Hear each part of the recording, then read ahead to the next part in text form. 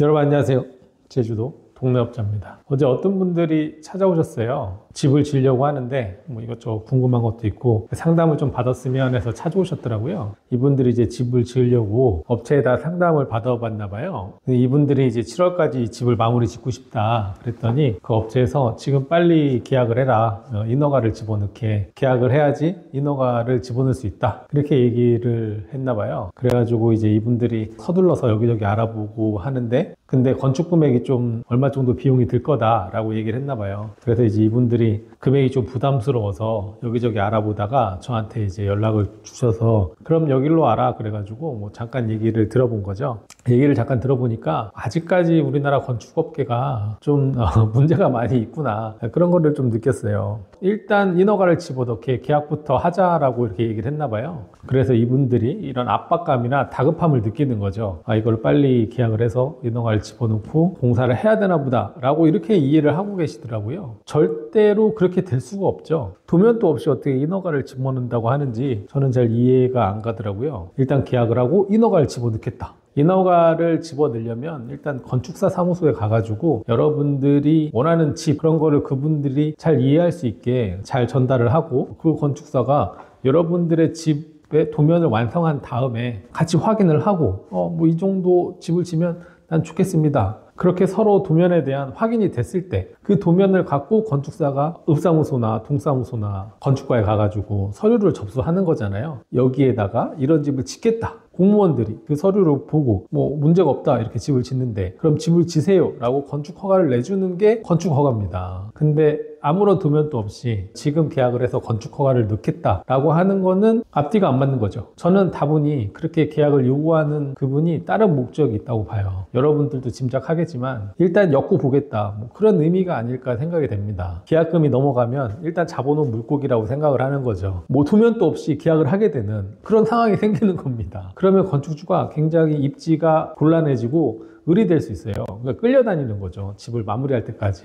이게 집이라는 게 서로 상호 간에 어떤 의사소통이 잘 되고 해서 같이 하나의 목적으로 프로젝트를 완성을 해야 되는데 그냥 업자한테 끌려다니다가 나중에 다 집을 짓긴 짓겠죠. 그런 상황이 생길 것 같아요. 그래서 이제 그분들이 막 계약을 해야 되나 말아야 되나 고민을 하길래 일단 도면도 없이 어떻게 계약을 하냐. 그건 말이 안 된다. 건축사를 만나서 여러분들의 집을 잘 설명을 해줘서 도면을 받고 그걸 인허가 받고 공사를 해도 충분히 늦지 않으니까 조급하게 생각하지 말아라 라고 얘기를 하고 이제 돌려보냈거든요. 이제 어제 왔던 분들은 이런 공사하는 프로세스 과정도 잘 모르고 그리고 집도 처음 이제 짓는 그런 입장이고 그러니까 이 업자분께서 그냥 호구 하나 왔네 해가지고 빨리 계약을 한 다음에 건축사한테 뭐 도면을 의뢰를 해가지고 허가를 받고 뭐 이제 건축주가 그 도면에 대해서 좀만 더 뭐 수정을 하거나 뭐를 첨부하면은 뭐 추가를 해가지고 건축비를 부풀릴 수 있겠죠. 그래서 일단 도면도 없이 계약을 하게 되면 건축업자가 취할 수 있는 옵션이 굉장히 많은 거예요. 여러분들 주머니에서 돈을 빼갈 수 있는 그런 옵션이 많다. 그런 걸 보면서 아직까지 이렇게 얄팍한 수로 이렇게 영업을 하는 분들도 있구나 라고 생각이 들었습니다. 여러분들께 조금이나마 경각심을 드리고 그리고 정확한 건축의 프로세스 그러니까 이 집이 지어지는 과정에 대해서 좀 말씀을 드려야겠다라고 생각이 들었습니다. 다시 한번 말씀드리면 여러분들이 집을 지으려면 첫 번째 건축사 사무소를 가야 돼요. 대부분 많은 분들이 저 같은 사람을 찾아옵니다. 건축 시공을 하는 사람 집을 실질적으로 짓는 사람들을 많이 찾아와요. 저 같은 사람한테 먼저 오면은 쉽게 코낄 수가 있는 겁니다. 그냥 와가지고 네 이거 얼마짜리니까 일단 계약하시고 그럼 건축 허가 받고 이렇게 진행하겠습니다. 여러분들이 만약에 거기 사인을 하잖아요. 그럼 그 다음부터는 제가 많은 이유를 만들어낼 수가 있죠. 도면을 건축사랑 뭐 공사비가 굉장히 심플하게 적게 드는 그런 도면을 작성해서 여러분들한테 보여줬을 때 난 이렇게 좀 하고 싶어요. 내 집이니까 본인이 하고 싶은 게 있을 거잖아요. 그렇게 됐을 경우에 이제 추가비가 발생한다. 아니면은 건축주분들은 이제 내가 짓고 싶은 집이 있잖아요. 뭐 외장재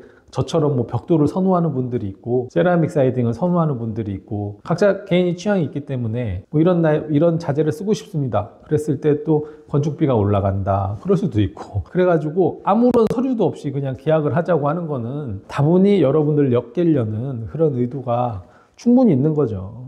저는 대부분 건축사한테 가보라고 건축사를 소개시켜 주던지 알아서 찾아가라고 말씀을 드리는데 도면이 나와야지 상담이 되니까 여러분들도 처음에 건축사 사무실에 가가지고 여러분들이 짓고 싶은 집을 자세히 설명을 해주세요. 그러면은 소장님이 도면을 이렇게 이쁘게 그려줄 겁니다. 그 도면을 보고 얘기를 하세요. 난 이거 좀 수정하고 싶고 이렇게 하고 싶고 이런 자재를 쓰고 싶습니다 하면 그게 반영된 도면이 나올 거잖아요. 건축 도서가 이렇게 나옵니다. 많은 데는 뭐 7, 80페이지, 적은 데는 뭐 1, 20페이지로 나옵니다. 그 도면을 갖고 저 같은 사람을 만나면 되는 거예요. 공사에 관해서 얘기를 하면서 그 도면을 보면서 조금 더 디테일한 부분을 결정을 하면 되는 겁니다. 그러니까 쉽게 말해서 계단 자재는 뭘로 쓸 건지 아니면은 창문 사이즈를 봤을 때 우리가 뭔가 좀 구조재가 보강이 들어가야 된다. 아니면은 뭐 창호도를 봤을 때 뭐 이렇게 큰 창, 전면 유리를 하게 되면 하자 요인도 있고 일반 규격화된 창호보다 금액이 비싸게 나오니까 그런 부분에서 조율을 보는 거지 아무것도 없는 상태에서 저 같은 사람 만나봤자 소용이 없습니다. 제가 여러분들 엮이기만 편할 뿐이에요. 그런 다음에 이제 돈을 지급해 가면서 건물을 지으면 되는 거예요. 그래서 건물을 짓는 그 과정도 순탄치가 않죠. 왜 그러냐면 여러분들은 잘 모르니까 이거를. 그래가지고 이 집을 짓는 사람을 믿는 수밖에 없는 거예요. 근데 이 집을 짓는 사람이 뭔가 조금이라도 거짓말을 하든지 뭔가 다른 데랑 이상하게 하든지 공사가 좀 날림으로 가는 것처럼 보인다. 아무리 건축을 몰라도 그 정도 보는 눈은 다 있거든요. 그렇게 됐을 때 여러분들이 이제 곤란한 상황에 빠지고 속이 썩는 겁니다. 그 다음에 이제 공사가 끝나면 사용승인 서류를 접수하고 이 집의 사용승인을 받고 들어가서 잘 살면 되는 거죠. 전원주택의 전체적인 그냥 과정입니다. 이게 어떻게 보면 굉장히 심플하고 단순해요. 근데 이걸 모르니까 처음 해보려고 하니까 이제 힘들고 남의 말에 쉽게 휩쓸리는 그런 경우가 발생되는 겁니다. 네, 오늘 제가 준비한 얘기는 여기까지고요. 다음에 좀 더 재밌는 이야기로 인사드리겠습니다. 감사합니다.